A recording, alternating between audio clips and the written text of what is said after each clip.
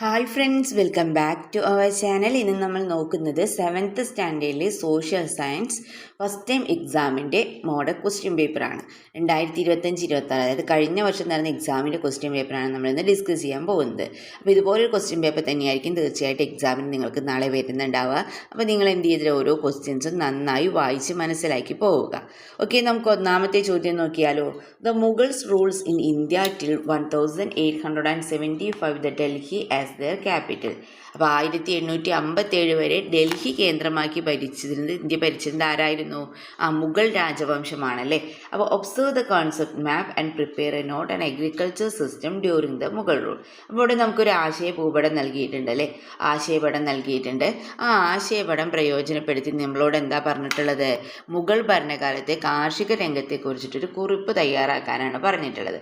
Okay, നമുക്ക് agricultural എന്തൊക്കെയാണ് പിന്നെ നൽകിയിട്ടുള്ളത്? Major agricultural crops, ownership agricultural land, agricultural equipment, അതായത് പ്രധാന കാർഷിക ഇനങ്ങൾ, കൃഷിഭൂമിയുടെ ഉടമസ്ഥാവകാശം, കാർഷിക ഉപകരണങ്ങൾ. അപ്പോൾ തന്നിട്ടുള്ള ഹിൻസ് ഉപയോഗിച്ചുകൊണ്ട് നമുക്ക് എന്ത് ചെയ്യാം? ഒരു കുറിപ്പ് തയ്യാറാക്കാമല്ലേ.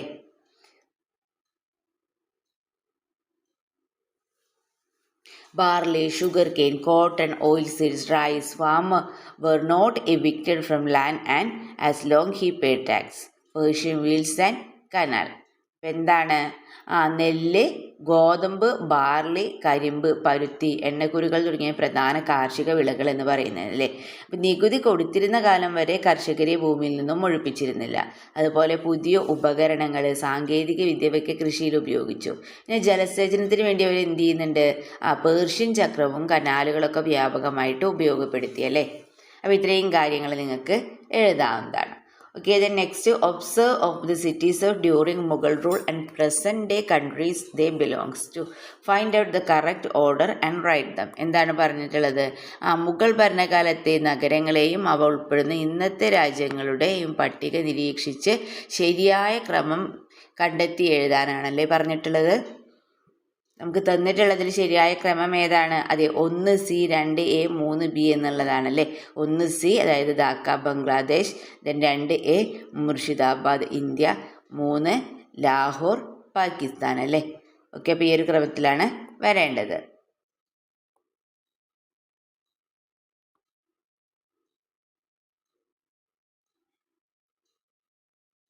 Okay, the next question 2 has 2 parts ഉണ്ട് അല്ലേ, 2 പാർട്സ് ഉണ്ട് എന്നാണ് പറയുന്നത്. 2Aയും 2Bയും. Answer any one from the completely. അതിൽ ഏതെങ്കിലും ഒന്ന് എന്ത് ചെയ്താൽ മതി? എഴുതിയാൽ മതി. അപ്പോൾ Vijayanagara kingdom was one of the major kingdoms that existed in the south India during the medieval period. അപ്പോൾ മിഡീവൽ പീരീഡിൽ ദക്ഷിണേന്ത്യയിൽ നിന്ന പ്രധാന രാജ്യങ്ങളിൽ ഒന്നാണ് എന്ത്? വിജയനഗര രാജ്യം അല്ലേ. അപ്പോൾ ജുഡീഷ്യൽ സിസ്റ്റം, മിലിറ്ററി സിസ്റ്റം. അപ്പോൾ Vijayanagara complete the given list, identify the features related to Vijayanagara administrations. അതായത് വിജയനഗര ഭരണ സംവിധാനവുമായിട്ട് ബന്ധപ്പെട്ട സവിശേഷതകൾ കണ്ടെത്തി തന്നിരിക്കുന്ന പട്ടിക പൂർത്തിയാക്കുക എന്നാണല്ലേ പറഞ്ഞിട്ടുള്ളത്.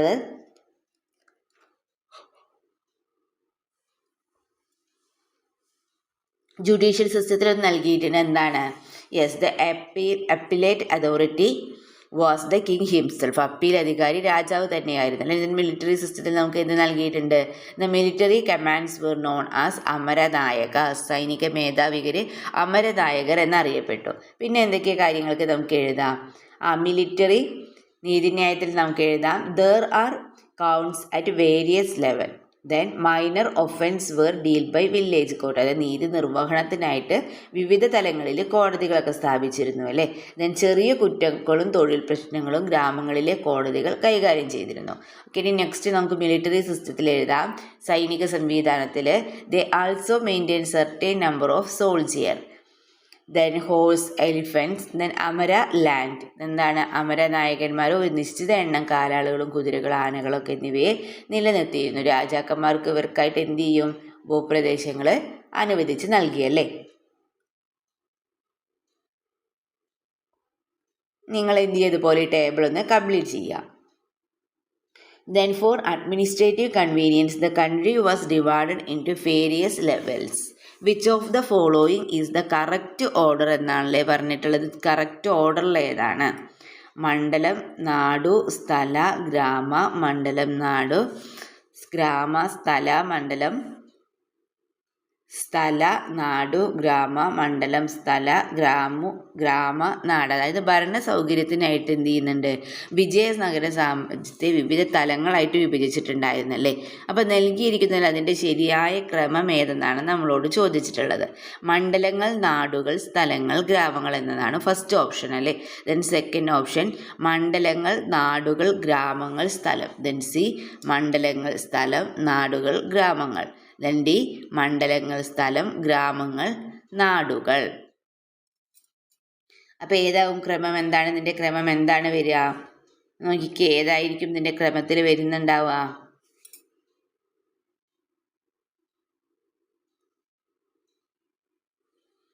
ബി ആണല്ലേ. അതായത് മണ്ഡലം, നാടു, ഗ്രാമ, സ്ഥല എന്നുള്ളതാണല്ലേ ആൻസർ. മണ്ഡലം, നാടു, ഗ്രാമ, സ്ഥല. ഓക്കെ, ഇനി നെക്സ്റ്റ് രണ്ടാമത്തെ ക്വസ്റ്റ്യൻ നോക്കാം. During the Vijayanagara period the cultural life also made great progress. അതായത് വിജയനഗര കാലഘട്ടത്തിൽ എന്താണ്, സാംസ്കാരിക രംഗം വലിയ പുരോഗതി കൈവരിക്കുകയാണല്ലേ. Okay, mark the progress made in the cultural life during this period in the table given below. അപ്പോൾ സാംസ്കാരിക രംഗത്തുണ്ടായ പുരോഗതി തന്നിരിക്കുന്ന പട്ടികയിൽ രേഖപ്പെടുത്താനാണ്. ആർക്കിടെക്ചർ നൽകിയിട്ടുണ്ട്, ലിറ്ററേച്ചർ നൽകിയിട്ടുണ്ട് അല്ലേ. അപ്പോൾ ആർക്കിടെക്ചറിൽ എന്തായിരുന്നു പ്രോഗ്രസ് എന്ന് പറയുന്നത്? ഇസ് ഡ്രവീഡിയൻ സ്റ്റൈൽ, ദ്രാവിഡ ശില്പരീതിയാണല്ലേ അത് നിലവിലുണ്ടായിരുന്നത്. ദെൻ ഭീമാകാരമായ ക്ഷേത്രങ്ങൾ, കവാടങ്ങൾ വിജയനഗര ശില്പകലയുടെ പ്രത്യേകതയാണല്ലേ. ദെൻ ലിറ്ററേച്ചറിൽ നമുക്ക് എന്ത് എഴുതാം? മെനി സംസ്കൃതീസ് translated into different languages and expansion of Telugu literature. അതായത് നിരവധി സംസ്കൃത കൃതികൾ വിവിധ ഭാഷകളിലേക്ക് വിവർത്തനം ചെയ്യപ്പെട്ടു. തെലുങ്ക് സാഹിത്യം എന്താണ്, കൂടുതൽ വികാസം പ്രാപിച്ചു. അപ്പോൾ ഇവയൊക്കെ നിങ്ങൾക്ക് എഴുതാവുന്നതാണ്. Okay, then arrange the information related to Vijayanagara kings and find the correct one and write it. Tuluva dynasty, Sangama dynasty, Saluva dynasty, then Aravidu Vamsha അല്ലേ, Aravidu dynasty. Then എന്താ നൽകിയിട്ടുള്ളത്? നരസിംഹ സലുവ, then തിരുമല, കൃഷ്ണദേവരായ, ഹരിഹരൻ, ബുക്കൻ. അപ്പോൾ തന്നിട്ടുള്ളത് ശരിയായിട്ടുള്ളത് എങ്ങനെയായിരിക്കും വരിക? ഇവിടെ നോക്കിക്കേ, ഓപ്ഷൻസ് നൽകിയിട്ടുള്ളത് നോക്കിക്കേ. 1 A, 2 D, 3 B, 4 C. Then B option എന്താണ്? 1 D, 2 C, 3 A, 4 B. Then C option 1 A, 2 B, 3 C, 4 D. Then last option എന്താണ്? 1 C, 2 D, 3 A, 4 B. ഒന്ന് പറഞ്ഞേ, ഏതായിരിക്കും കൂട്ടുകാരെ ഇത് വരുന്ന ക്രമം എന്ന് പറയുന്നത്? അതെ, ഓപ്ഷൻ ഡി ആണല്ലേ. അതായത് 1 C, 2 D, 3 A, 4 B. Option D ആണ് ആൻസർ ആയിട്ട് വരുന്നത്. Then question has 2 parts, 3A and B. Answer any one of them completely. 3 എയും ഉണ്ട്, 3 ബിയും ഉണ്ട്. അപ്പോൾ ഇതിൽ ഏതെങ്കിലും ഒന്നിന് ഉത്തരം എഴുതിയാൽ മതി അല്ലേ. ഓക്കെ, നമുക്ക് വായിച്ച് നോക്കാം. Bhakti Sufi movement played the major role in uniting people and creating an atmosphere peace and harmony during the medieval period. അതായത് എന്താ പറഞ്ഞിട്ടുള്ളത്? മധ്യകാലഘട്ടത്തിൽ മനുഷ്യരെ ഒരുമിപ്പിച്ചിട്ട് എന്ത് ചെയ്യാണ്? സമാധാന അന്തരീക്ഷം സൃഷ്ടിക്കുന്നതിൽ ഭക്തി സൂഫി പ്രസ്ഥാനങ്ങൾ വലിയ പങ്ക് വഹിച്ചിട്ടുണ്ട് അല്ലേ. അപ്പോൾ നമ്മളോട് എന്താ പറഞ്ഞിട്ടുള്ളത്? Complete the worksheet of Bhakti Sufi movements given below. ഭക്തി സൂഫി പ്രസ്ഥാനങ്ങളെക്കുറിച്ച് നൽകിയിരിക്കുന്ന വർക്ക്ഷീറ്റ് പൂർത്തിയാക്കാനാണ് അല്ലെ, കംപ്ലീറ്റ് ചെയ്യാനാണ് പറഞ്ഞിട്ടുള്ളത്. ഓക്കെ, നമുക്ക് നോക്കാം. ഭക്തി സൂഫി മൂവ്മെൻറ്റ് ഫസ്റ്റ് വേണ്ടി നമുക്ക് കൊടുത്തിട്ടുണ്ട്. The poet who progressed his ideas through such hymns known as dohas. അപ്പോൾ എന്താണ്? ദോഹകൾ എന്നറിയപ്പെടുന്ന കീർത്തനങ്ങളിലൂടെ ആശയപ്രചരണം നടത്തിയ കവി ആരെന്ന് എഴുതണം അല്ലേ. നെക്സ്റ്റ് ഗവാലി നമുക്ക് നൽകിയിട്ടുണ്ട്. നമ്മൾ എന്തെഴുതണം? ഭക്തി സൂഫി പ്രസ്ഥാനത്തിനെ കുറിച്ച് എഴുതണം അല്ലേ. നെക്സ്റ്റ് നമുക്ക് എന്താ നൽകിയിട്ടുള്ളത്? ലാങ്കാർ എന്ന് നൽകിയിട്ടുണ്ട്. അതുപോലെ മറ്റേ കോളം നിങ്ങൾ കംപ്ലീറ്റ് ചെയ്യണം. അപ്പോൾ ഒന്നിലേതാവും വരി? കബീർ ആണല്ലേ വരേണ്ടത്. The people who propagated his idea through such hymns known as dohas, Kabir ആണ്. നെക്സ്റ്റ് ഗവ്വാലി അല്ലേ. ഗവ്വാലി എന്താവും വരിക? സൂഫീസ് ഡിവോഷണൽ സോങ് അല്ലേ. സൂഫീസ് ഡിവോഷണൽ സോങ്, അതായത് സൂഫി കേന്ദ്രങ്ങളിൽ ആലപിച്ചിരുന്ന ഭക്തിഗാനങ്ങൾ. ദെൻ ഫൗണ്ട് വീരശൈവ മൂവ്മെൻ്റ് അല്ലേ. വീരശൈവ മൂവ്മെൻ്റ് ആരാണ്? ബസവണ്ണയാണ് അല്ലേ. ആരാണ്? ബസവണ്ണ. ദെൻ ലങ്കാർ നൽകിയിട്ടുണ്ട്. അപ്പം എന്താണ്? കമ്മ്യൂണിറ്റി കിച്ചൺ അല്ലേ. പൊതു അടുക്കള. എന്താണ്? കമ്മ്യൂണിറ്റി കിച്ചൺ അഥവാ പൊതു അടുക്കള. Okay, you find and write the correct statement related to Sufi movement from the statements given below. Sufi മൂവ്മെൻറ്റുമായിട്ട് റിലേറ്റ് ചെയ്തിട്ടുള്ള കാര്യങ്ങളാണല്ലോ ഇവിടെ കൊടുത്തിട്ടുള്ളത്. ഓക്കെ, അപ്പോൾ അതിൻ്റെ ആ ഓപ്ഷൻ ഏതാണ് ശരിയായ ഓപ്ഷൻ നമ്മളോട് കണ്ടെത്താൻ പറഞ്ഞിട്ടുണ്ട് അല്ലേ. Statements were known as Muridas, മുരീദുകൾ എന്നറിയപ്പെട്ടു. Gurus were known as Muridas. Then Sufism is Islamic devotional movement originated in Central Asia. Then Sufi followers were called Papists. Then the Sufi movement reached India by 10th century. അപ്പോൾ എന്താണ്, ഗുരുക്കന്മാർ മുരീദുകൾ എന്നാണല്ലോ അവിടെ അറിയപ്പെട്ടിരുന്നത്. മധ്യേഷ്യയിൽ രൂപം കൊണ്ട ഇസ്ലാമിക ഭക്തി പ്രസ്ഥാനമാണ് സൂഫിസം. സൂഫി അനുയായികളെ പീർ എന്നറിയപ്പെട്ടു. 19ാം നൂറ്റാണ്ടോടെയാണ് സൂഫി പ്രസ്ഥാനം ഇന്ത്യയിൽ എത്തിയതെന്ന് പറയുന്നുണ്ടല്ലേ. അപ്പം അതിലെന്താ പറഞ്ഞിട്ടുള്ളത്? റൈറ്റ് ദ കറക്റ്റ് സ്റ്റേറ്റ്മെൻറ്റിനെ എഴുതാനാണല്ലേ, കറക്റ്റ് സ്റ്റേറ്റ്മെൻറ്റ് എഴുതാനാണ് പറഞ്ഞിട്ടുള്ളത്. ഓക്കെ, ഇനി next notice the hints related to Bhakti movement. Bhakti പ്രസ്ഥാനവുമായിട്ടുള്ള ബന്ധപ്പെട്ട സൂചനകൾ നോക്കിക്കേ. During the Bhakti movement period woman were more recognised in the society. അപ്പം എന്താണ്, ഭക്തി പ്രസ്ഥാന കാലഘട്ടത്തിൽ സ്ത്രീകൾ എന്താണ് സമൂഹത്തിൽ കൂടുതൽ പരിഗണന ലഭിക്കുകയാണല്ലേ. Vernacular language got more importance in the Bhakti movement. ഭക്തി പ്രസ്ഥാന കാലഘട്ടത്തിലെ പ്രാദേശിക ഭാഷകളുടെ പ്രാധാന്യം വർദ്ധിച്ചു അല്ലേ. ഓക്കെ, നോക്കിക്കേ എന്താ നമ്മളോട് ഫസ്റ്റ് ക്വസ്റ്റ്യൻ അതിൽ പറഞ്ഞിട്ടുള്ളത്. Prepare a note evaluating the progress in the social sphere during in Bhakti movement. ഭക്തി പ്രസ്ഥാന കാലഘട്ടത്തിലെ സാമൂഹിക രംഗത്തുണ്ടായ പുരോഗതി വിലയിരുത്തി കുറിപ്പ് തയ്യാറാക്കാനാണ് അല്ലേ പറഞ്ഞിട്ടുള്ളത്. അപ്പോൾ എന്തൊക്കെ കാര്യങ്ങൾ നമുക്ക് എഴുതാം? Influence of Bhakti Sufi ideas, religions, tolerant, attitude against caste discrimination, then attitude to question imposed customs. അതായത് തമിഴ്, പഞ്ചാബി, ബംഗാളി, മറാത്തി, തെലുങ്ക്, കന്നഡ, മലയാളം തുടങ്ങിയ ഭാഷകളിൽ എന്താണ് ധാരാളം കൃതികൾ രചിക്കപ്പെട്ടു അല്ലേ. മഹാഭാരതം, രാമായണം എന്നിവയും മറ്റു കൃതികളും വിവിധ ഭാഷകളിലേക്ക് വിവർത്തനം ചെയ്യപ്പെട്ടു. ജാതി വിവേചനത്തിനെതിരായുള്ള മനോഭാവ രൂപീകരണം, അടിച്ചേൽപ്പിക്കപ്പെട്ട ആചാരങ്ങളെ ചോദ്യം ചെയ്യാനുള്ള മനോഭാവ രൂപീകരണമൊക്കെ അല്ലേ. അപ്പോൾ എന്തൊക്കെ പ്രോഗ്രസ് ആണ് ഉണ്ടായതെന്ന് നിങ്ങളൊന്നൊരു ഷോർട്ട് നോട്ടാക്കിയിട്ട് എഴുതുക. Then find and write the correct pair related to the Nayanars and Alvars. തന്നിട്ടുള്ളതിൽ ഏതാണ് കറക്റ്റായിട്ട് വരുന്നത്? അതെ, ഓപ്ഷൻ സി ആണല്ലേ. ഓപ്ഷൻ സി ആണ് correct answer. Then every child has the right to live in society without fear and security. എന്താ പറയുന്നത്?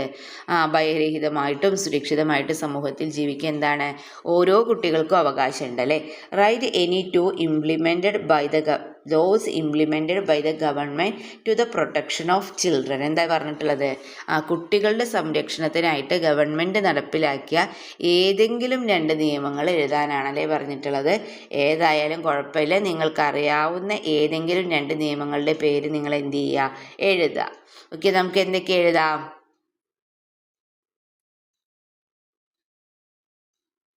Educational art child labour പ്രൊഹിബിറ്റേഷൻ, ബാലവേല നിരോധന നിയമം അല്ലേ. Education act, then child labour prohibition അല്ലേ. അപ്പോൾ ബാലവേല നിരോധന നിയമം, വിദ്യാഭ്യാസ അവകാശ നിയമം എഴുതാം അല്ലേ. ഇനി നോക്കിക്കേ, fundamental rights and fundamental duties R 2 important features of the Indian constitution. എന്താ പറഞ്ഞിട്ടുള്ളത്? മൗലിക അവകാശങ്ങൾ പോലെ പ്രാധാന്യം അർഹിക്കുന്നതാണ് എന്ത്? ഭരണഘടനയിലെ പ്രധാനപ്പെട്ട 2 സവിശേഷതകളാണ് എന്ത്? മൗലിക അവകാശങ്ങളും മൗലിക കടമകളും. ദെൻ നമ്മളോട് പറഞ്ഞിട്ടുള്ളത് fundamental duties are important fundamental rights explain. മൗലിക അവകാശങ്ങൾ പോലെ പ്രാധാന്യം അർഹിക്കുന്നതാണ് മൗലിക കടമകളും അല്ലേ.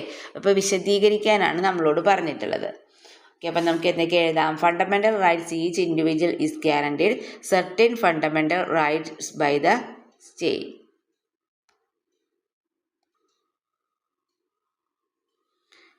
ഇൻഡിവിജ്വൽ. ദെൻ ഫണ്ടമെൻ്റൽ റെസ്പോൺസിബിലിറ്റി എന്താണ്? Are that every individual owes to the nation society. അതായത് എന്താ പറയുന്നത്? ഓരോ വ്യക്തിക്കും രാഷ്ട്രം ഉറപ്പുവരുത്തേണ്ട ചില അടിസ്ഥാന അവകാശങ്ങളാണ് എന്ത്? Fundamental rights. അപ്പം ഇനി ഫണ്ടമെൻ്റൽ ഡ്യൂട്ടീസ് എന്ന് പറയുന്നത് എന്താണ്? ഓരോ വ്യക്തിയും രാഷ്ട്രത്തോടും സമൂഹത്തോടും പാലിക്കേണ്ട ഉത്തരവാദിത്തത്തിൻ്റെയും സമൂഹത്തിൻ്റെ രാജ്യത്തിൻ്റെയും പുരോഗതിക്കായി മൗലിക അവകാശങ്ങളും കടമകളും എല്ലാവരും പാലിക്കേണ്ടതാണല്ലേ. ഓക്കെ, ഇനി നെക്സ്റ്റ് ക്വസ്റ്റ്യൻ നോക്കാം. നവംബർ 28 ഭരണഘടനാ ദിനാചരണത്തിൻ്റെ ഭാഗമായിട്ട് സ്കൂളിൽ സംഘടിപ്പിക്കുന്ന റാലിക്ക് വേണ്ടിയിട്ട് ഭരണഘടനാ ധർമ്മങ്ങൾ ഉൾപ്പെടുത്തി 2 പ്ലക്കാർഡുകൾ തയ്യാറാക്കുക. പ്ലക്കാർഡിൽ അപ്പോൾ നമുക്ക് എന്തെഴുതാം? Justice for all, freedom, equality, fraternity എന്നൊക്കെ എഴുതിയിട്ട് നിങ്ങൾക്ക് എന്ത് ചെയ്യാവുന്നതാണ്? ആ ഒരു സൂചന ബോർഡ് എന്ത് ചെയ്യുക? പ്ലക്കാർഡ് തയ്യാറാക്കാവുന്നതാണ്. 2 പ്ലക്കാർഡിൻ്റെ പിക്ചേഴ്സ് ഇവിടെ നൽകിയിട്ടുണ്ട്. അപ്പോൾ അത് നോക്കി ആ ടെക്സ്റ്റ് ബുക്കിൽ ഇതേപോലെ വരച്ച് ആ ബോക്സിനുള്ളിലായിട്ട് എന്ത് ചെയ്യുക? എഴുതുക. ഓക്കെ, നമുക്ക് എന്ത് എഴുതാം? Justice for all, freedom, equality, fraternity.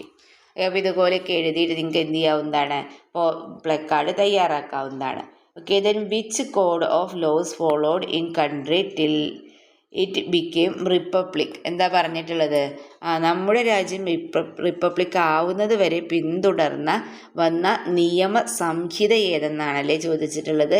അപ്പോൾ തന്നിട്ടുള്ളത് ഏതാണ് നിയമസംഹിത?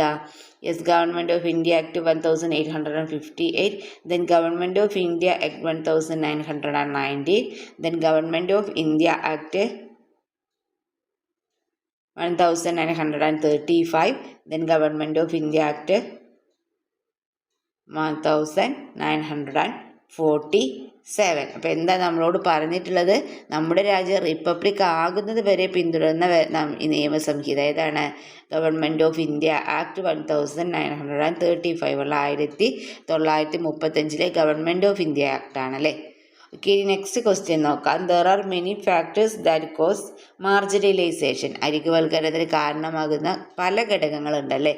ഇവിടെ ഒന്ന് നോക്കാം. നമുക്കൊരു പെൺകുട്ടി എന്താ പറയുന്നത്? I am Nidhi, I am mood in wheelchair, I am not able to participate all the activities with others. അപ്പം എന്താ നിധി പറയുകയാണ്? ഞാൻ വീൽ ചെയറിലാണ് ഇരിക്കുന്നത്, മറ്റുള്ളവരോടൊപ്പം എല്ലാ പ്രവർത്തനങ്ങളിലും ഇടപെടാൻ എനിക്ക് കഴിയാറില്ല എന്ന് പറയുകയാണല്ലേ. അപ്പോൾ എന്താ പറയുക? മറ്റേ പെൺകുട്ടി പറയുക I am Marufa, Papa, Mama and I are narrative of Assam. Then we came to Kerala when I was 5 years old. We live in a place where people from other states live in groups. Okay, first question അപ്പോൾ അതിലെന്താണ്? You have observed these 2 cases given below. What type of marginalization are they related to? അപ്പോൾ എന്താണ്? മുകളിൽ കൊടുത്തിരിക്കുന്ന 2 സന്ദർഭങ്ങൾ നിരീക്ഷിച്ചല്ലോ. ഏത് തരത്തിലുള്ള അരികുവൽക്കരണവുമായി ബന്ധപ്പെട്ടിരിക്കുന്നു എന്നാണല്ലേ ചോദിച്ചത്. ഏതാണ്? ഫിസിക്കൽ മാർജിനലൈസേഷൻ ആണല്ലേ, ശാരീരിക അരികുവൽക്കരണമാണ്. അതുപോലെ തന്നെ ഏതുണ്ട്? സോഷ്യൽ മാർജിനലൈസേഷൻ ഉണ്ട് അല്ലേ, സാമൂഹികമായ അരികുവൽക്കരണം. Then B question, what suggestion can you forward to define marginalization in such situation? Prepare a note on it. അപ്പോൾ ഇതുപോലുള്ള ഭാഗങ്ങൾ ഒഴിവാക്കാൻ എന്തൊക്കെ നിങ്ങൾക്ക് ചെയ്യാൻ പറ്റുമെന്നാണ്, അല്ലെങ്കിൽ ഷോർട്ട് നോട്ട് തയ്യാറാക്കാനാണ് പറഞ്ഞിട്ടുള്ളത്. ഓക്കെ, നമുക്ക് എന്തൊക്കെ എഴുതാം? മോർ പോളിസീസ് ഫോർ ഇക്വാളിറ്റി, എല്ലാവിധ ജനങ്ങളെയും സമൂഹത്തോട് ഉൾച്ചേർക്കണം. Then mean laws prevent discrimination, then access to quality education for all, അതായത് അവസര സമത്വം സൃഷ്ടിക്കുക, ശാരീരിക പരിസ്ഥിതി ഉള്ളവർക്ക് അനുയോജ്യമായ രീതിയിൽ അനുരൂപീകരണം നടത്തുക. ഓക്കെ, അപ്പോൾ ഇത്രയും കാര്യങ്ങളാണ് നമ്മൾ ശ്രദ്ധിക്കേണ്ടത്. അപ്പോൾ കൂട്ടുകാരി ക്വസ്റ്റ്യൻ പേപ്പർ എല്ലാ ക്വസ്റ്റ്യൻസും നമ്മൾ ഡിസ്കസ് ചെയ്തിട്ടുണ്ട്. അപ്പോൾ നിങ്ങൾക്ക് വീഡിയോ യൂസ്ഫുള്ളായി തോന്നുകയാണെങ്കിൽ തീർച്ചയായും ലൈക്ക് ചെയ്യുക, കമൻറ്റ് ചെയ്യുക. അപ്പോൾ ഇതുവരെ ചാനൽ സബ്സ്ക്രൈബ് ചെയ്യാത്ത കൂട്ടുകാരുണ്ടെങ്കിൽ തീർച്ചയായും സബ്സ്ക്രൈബ് ചെയ്യാം. ഓക്കെ, നമുക്ക് മറ്റൊരു വീഡിയോയുമായി വീണ്ടും കണ്ടുമുട്ടാം. Okay, by.